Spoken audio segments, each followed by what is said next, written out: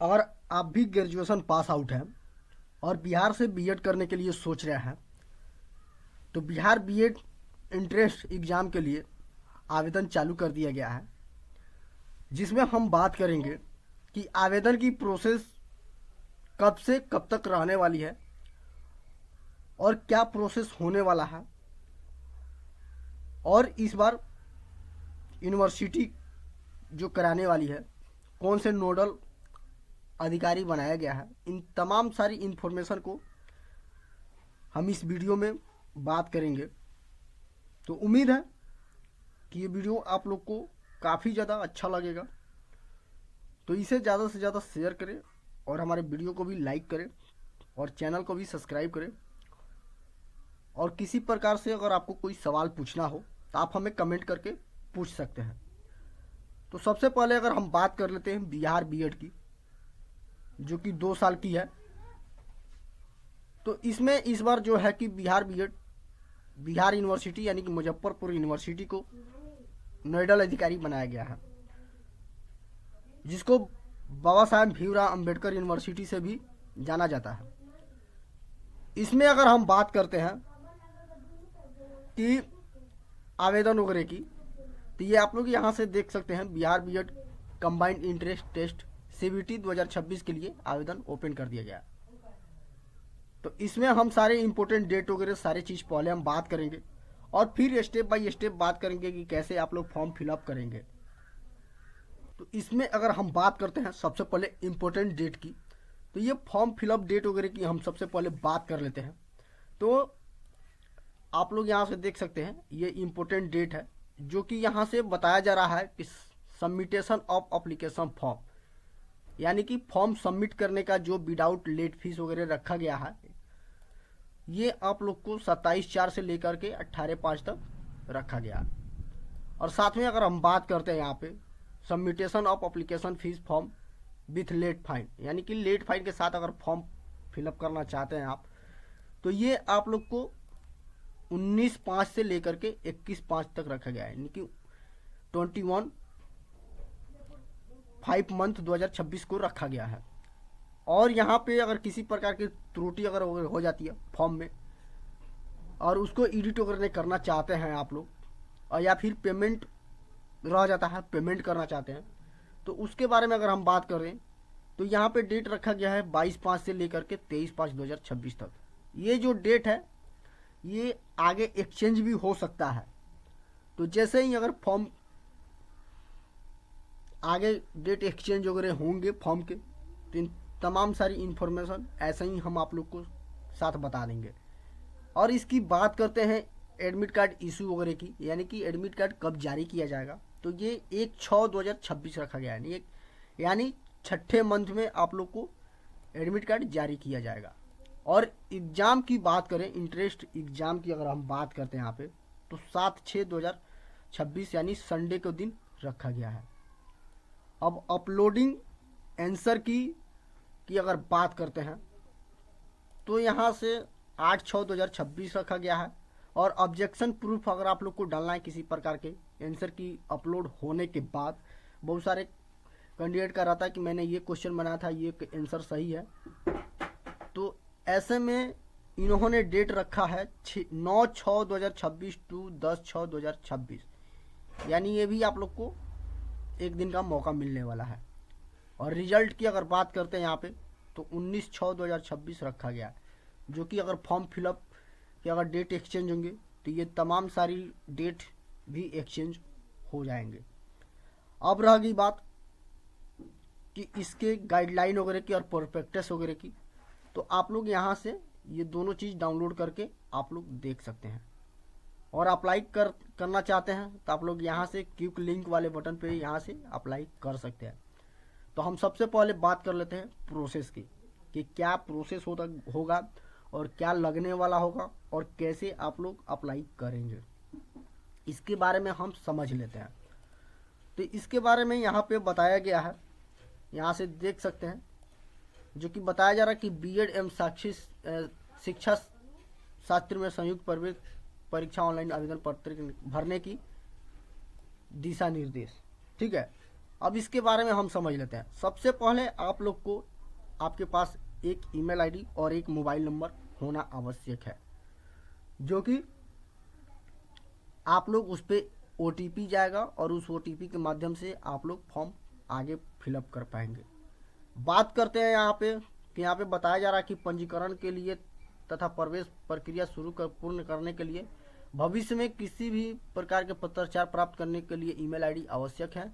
साथ में 1 mobile number two receive SMS, जैसे कि मैंने बताया SMS आप लोग को सारे मोबाइल और ईमेल पे ही प्राप्त होंगे, जिसमें बताया जा रहा है कि ऑनलाइन आवेदन, प्रवेश पत्र आदि में से संबंधित SMS आधारित सूचनाएं संचार प्राप्त करने के लिए एक मोबाइल नंबर आवश्यक है। यहाँ पे हिंदी और इंग्लिश दोनों समझाया गया, आपको जिसमें अच्छा लगे उसमें आप लोग समझ सकते हैं। साथ में बात किया जा रहा है कि हाल ही के एक पासपोर्ट साइज जो है कि आप लोग को रंगीन JPG फॉर्मेट में आप लोग को स्कैन करके रखना पड़ेगा, जो कि 100 KB से अधिक नहीं होनी चाहिए। साथ में एक सिग्नेचर की अगर बात करें तो सिग्नेचर का बताया जा रहा है कि सफ़ेद कागज़ पर यानी कि वाइट पेपर पे आप लोग ये स्कैन करके रख सकते हैं। तो इसमें अगर हम बात करते हैं कि साइन की यानी कि हस्ताक्षर की, तो ये बताया जा रहा है कि सफ़ेद पेपर पे आप लोग को काले बॉल पेन से साइन करना होगा, जो कि JPG फॉर्मेट में ही आप लोग को स्कैन करना पड़ेगा, और इसका भी साइज आप लोग को 100 KB यानी कि 100 KB से अधिक नहीं होनी चाहिए। अब बात करते हैं यहाँ पे पेमेंट की सुविधा की। तो यहाँ पे बताया गया कि पेमेंट ऑनलाइन भुगतान करने की सुविधा बताया जा रहा है, जो कि net banking, credit card, ATM कम डेबिट कार्ड और UPI से आप लोग पेमेंट कर सकते हैं। ये 4 मेथड पेमेंट करने के लिए रखा गया है, आप लोग किसी भी मेथड के द्वारा पेमेंट कर सकते हैं। अब बात कर लेते हैं कि ऑनलाइन आवेदन पत्र भरने का चरण के बारे में, यानी कि स्टेप के बारे में। तो सबसे पहले आप लोग को रजिस्ट्रेशन करना पड़ेगा। इसको रजिस्ट्रेशन करने के लिए इसके साइट पे आना पड़ेगा। ये इसका साइट है cetba.youcanapply.com, ये इसका ऑफिशियल साइट है, ठीक है।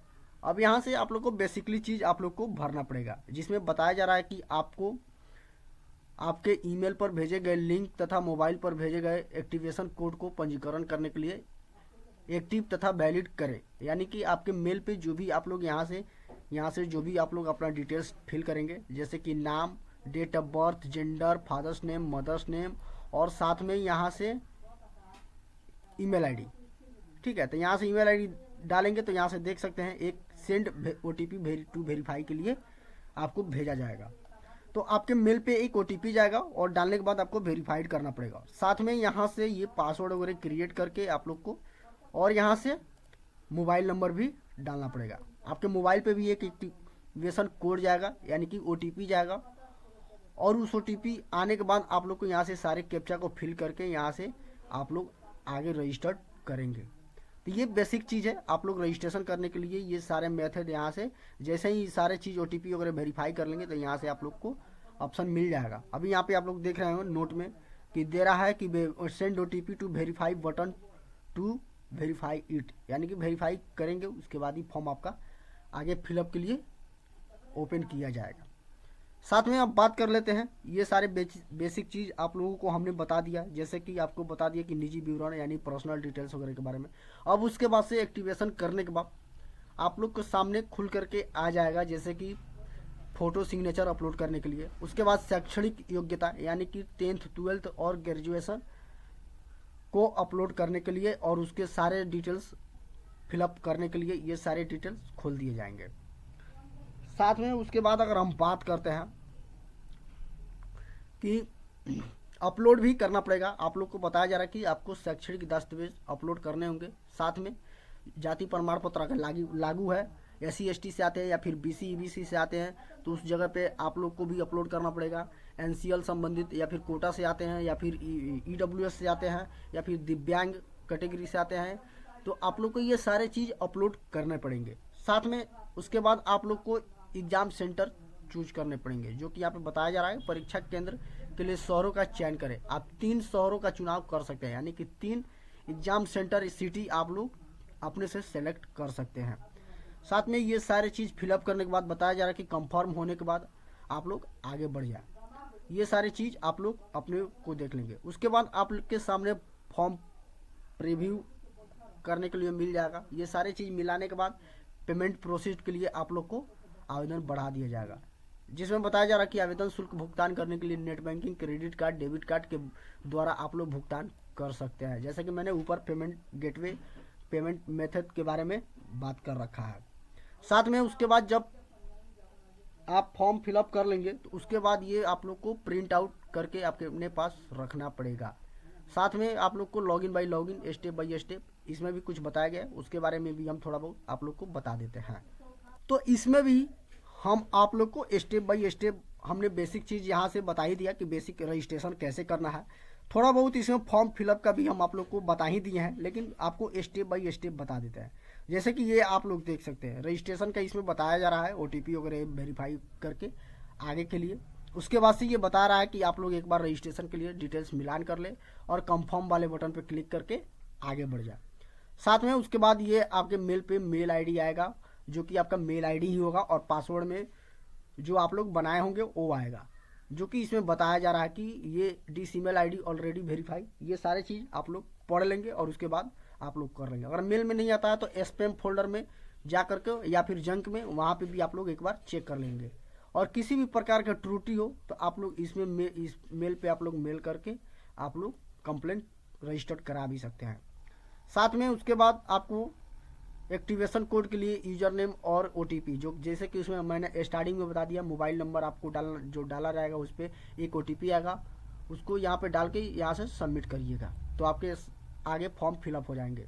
उसके बाद से ये सारे चीज़ लॉगिन करने के बाद आप लोग यहाँ से जो बताया गया है एप्लीकेशन फॉर्म पे यहाँ से क्लिक करके आप लोग ये सारे चीज़ को आगे ऐसे स्टेप बाय स्टेप, जैसे कि एप्लीकेशन स्टेटस में आप देख सकते हैं यहाँ से, जैसे कि personal details, photo and signature upload, education details, document upload, exam centre, preview and confirm, ये सारे चीज़ मिलाने के बाद आप लोग इसका पेमेंट कर लेंगे।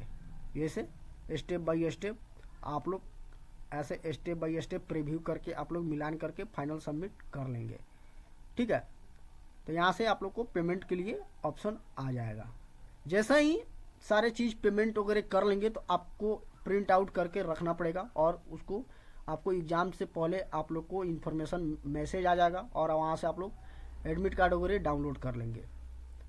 तो फॉर्म फिलअप के बारे में मैंने बहुत सारा चीज़ इसमें बता दिया, बहुत सारा चीज़ आप लोग को एक एक स्टेप बाय स्टेप हमने बता दिया। फ़ी वगैरह कुछ इसमें दर्शाया नहीं गया है, हम इसमें बताया नहीं गया, तो हम आप लोग को भी फ़ी वगैरह के बारे में बात चर्चा कर भी नहीं रहा है कि क्या फीस वगैरह होने वाली है। आई थिंक समथिंग 1000 रुपये के आसपास फीस इसकी होनी चाहिए, जो कि जनरल और BC और EBC के लिए होगा, और 800-850 रुपये या फिर 800 या 500 के बीच में आप लोग को SC ST और दिव्यांग कोटा वगैरह के लिए रखा गया होगा। तो इसमें कुछ फ़ी वगैरह के जिक्र किया नहीं गया है, सारे चीज़ों को मैंने स्टेप बाय स्टेप बता दिया।